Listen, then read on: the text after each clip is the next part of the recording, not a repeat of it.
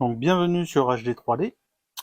Donc on va continuer le montage du châssis DT03. Donc là on est toujours sur le sachet A. On venait juste de finir de monter le cerveau de direction dans le châssis. Donc on a déjà les biellettes de mise. Donc on va poursuivre le montage. Et donc là ça va concerner les triangles avant.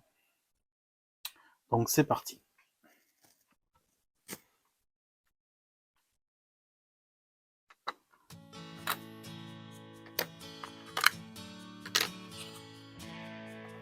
Donc là on va faire une partie qui est un peu plus sale. Donc sur la notice il ne note pas, mais moi je vais quand même mettre de la partie, enfin de la graisse sur les parties où il y a des articulations.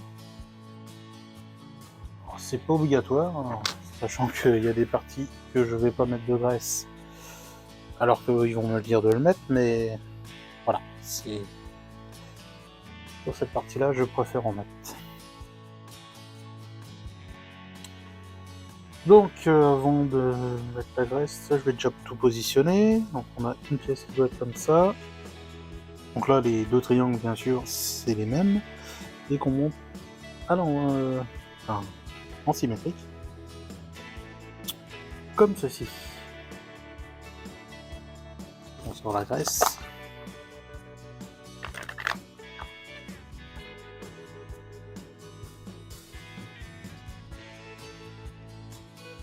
Pas besoin de mettre 3 tonnes, hein. Juste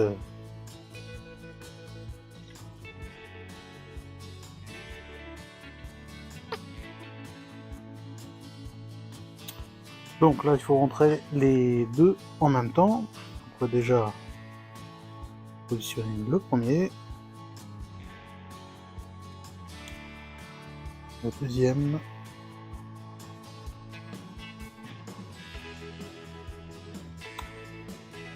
on met la pièce au milieu.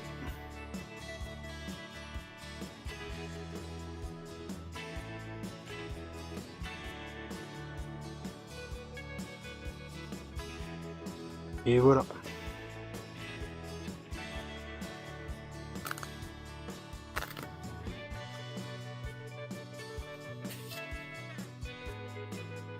Je vais enlever le surplus de graisse.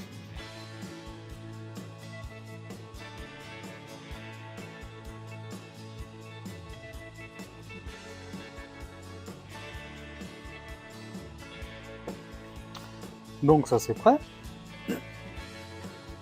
Donc là on va pouvoir reprendre le châssis.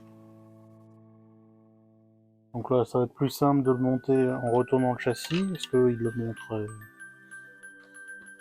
dans l'autre sens, mais je vais essayer de le mettre en place pour que vous voyez. Donc on va avoir besoin du pare-choc,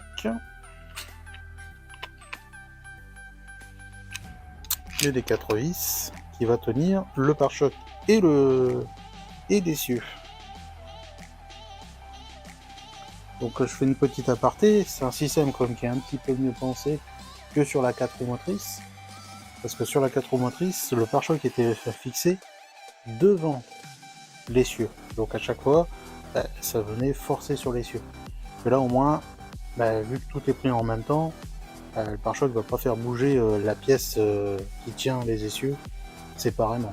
Il y a tout qui va bouger en même temps, donc c'est le châssis qui va encaisser et non pas les trains avant. Donc, hop, on vient positionner comme ceci. Donc là, je suppose que ça va venir bloquer la barre de devant, ici.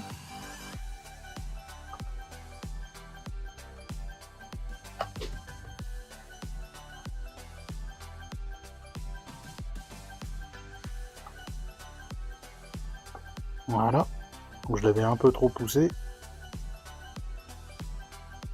Donc, ce qui fait que la barre, elle a du jeu. Donc elle peut bouger sans déranger le train avant.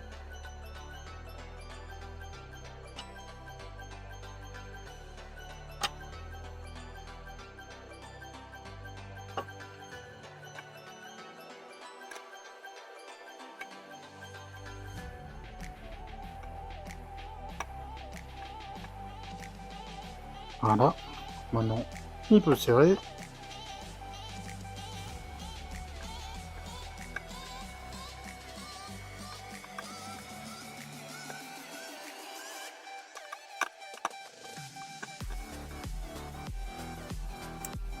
Et voilà.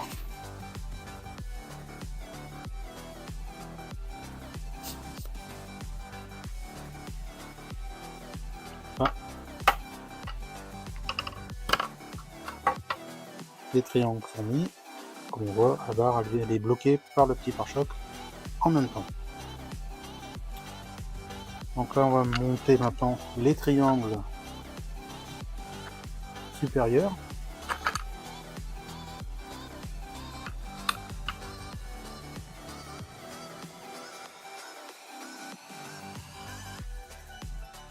Donc la partie qui est la plus fine, enfin qui est le plus gros décroché, c'est à l'avant. Partie là, va être ici. Donc sur ces pièces là, pareil, un petit peu de graisse.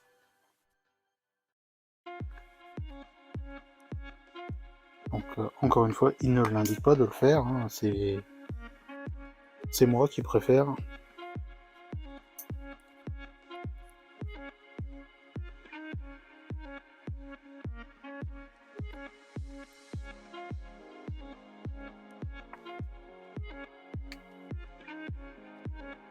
Et donc la vis, elle vient sur la partie avant, et on est fixé sur cette partie là.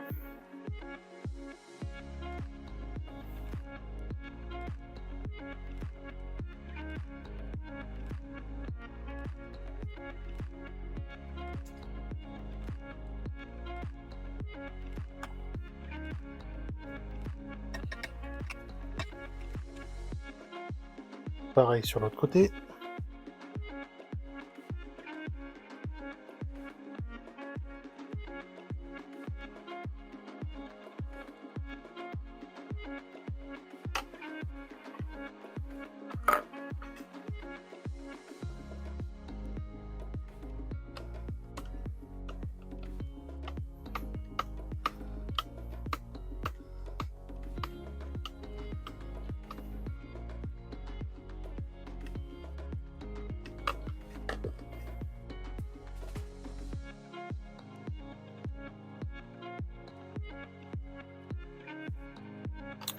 Voilà.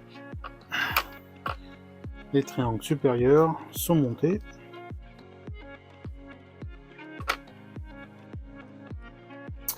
Et tout coulisse bien. Donc on passe à l'étape 12.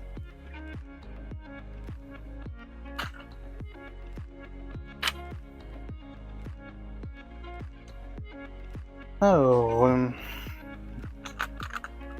là on a des parties, ils sont déjà très montés. Donc avec l'axe, bon l'axe c'est normal, qu'il soit déjà monté dans la partie en plastique. Par contre la tête est déjà elle vissée dans la pièce. C'est bien.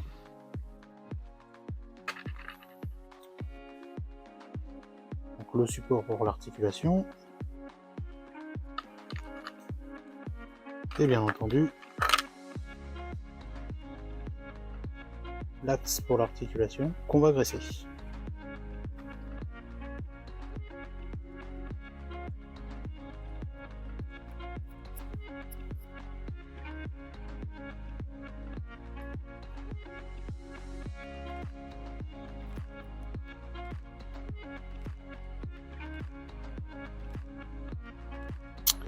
Alors, là ce que j'essaye de savoir, c'est s'il y a un gauche et un droite.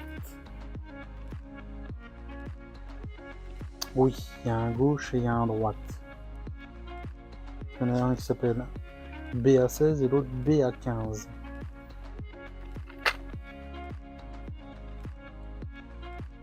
D'accord, donc il y en a un qui a un petit point. Donc le petit point c'est le BA15. Et donc il se monte côté gauche. Pour cette pièce-là, sens ou pas?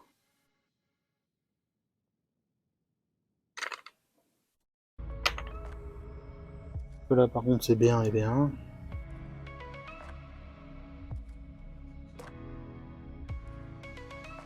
Je me suis déjà fait avoir dans les précédents montages que je croyais qu'ils étaient symétriques et qui finalement ne l'étaient pas. Et d'ailleurs, c'est le cas. Ils sont pas symétriques. Donc il y a un petit repère apparemment. Ah d'accord, oui. Et donc là, je sais pas si vous allez voir à la vidéo, il y a juste un tout petit trait de dessiné pour indiquer que c'est la partie haute.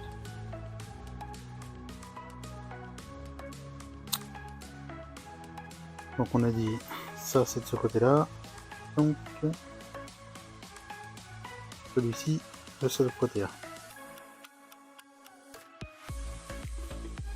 Et la vis au-dessus.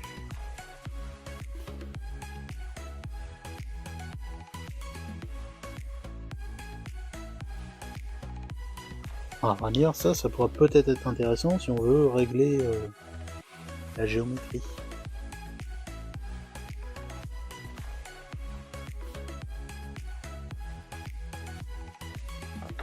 C'est pas un gros réglage, mais ça permet au moins d'avoir une position plus ou moins penchée de la voiture.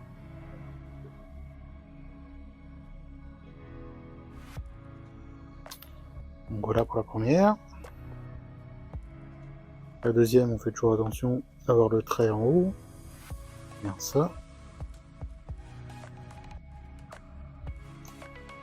Ceci. Voilà.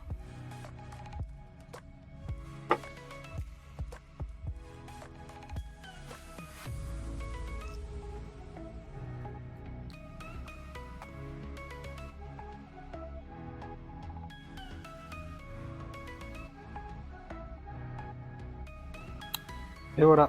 Donc là, c'est bien souple pour les deux côtés.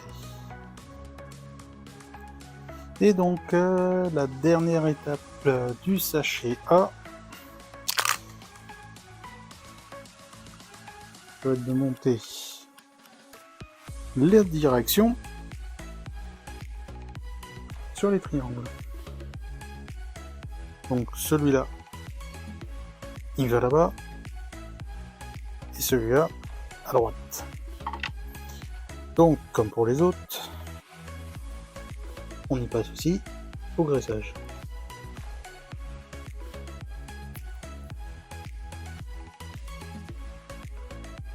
Là, toutes les vis sont de la même longueur.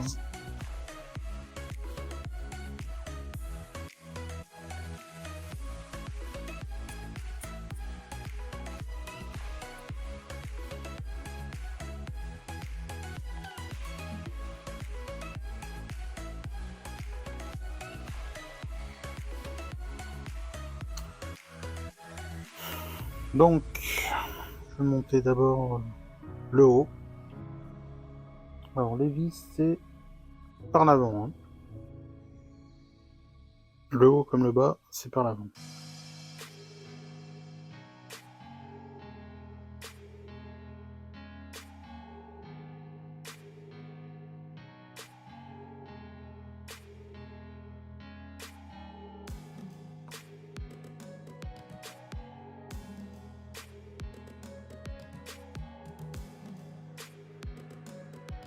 Fixe après le bas. Là, il n'y a pas de réglage spécifique. Hein. Une possibilité.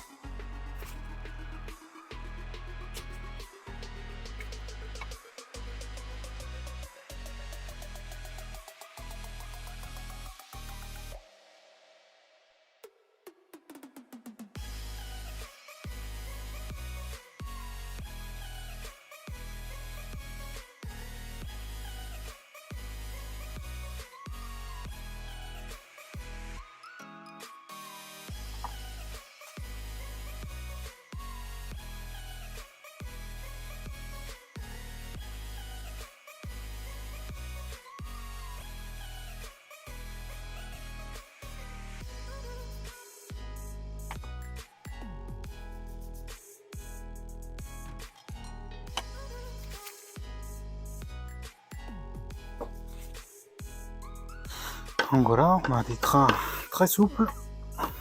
Ça c'est déjà bon signe. Et il me reste à enclencher donc les biellettes de direction.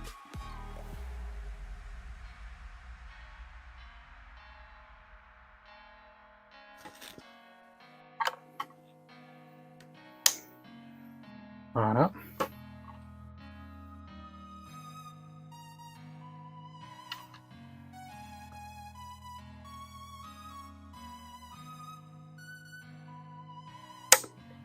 Et voilà.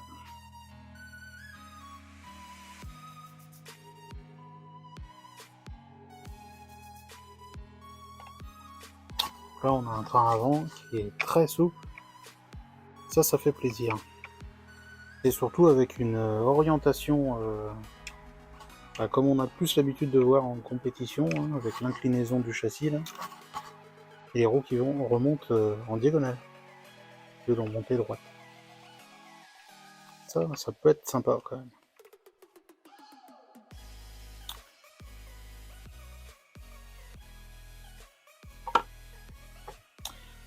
Donc voici pour la fin du sachet A. Donc les prochaines vidéos, donc on va commencer après par le sachet B, qui sera toute la partie différentielle arrière qu'on va monter. Et de mémoire, si je me trompe pas, c'est le sachet C où on va finir de monter le train arrière, et le D où ça sera l'électronique. Donc voilà, donc je vous laisse ici et à bientôt pour la prochaine vidéo. Au revoir.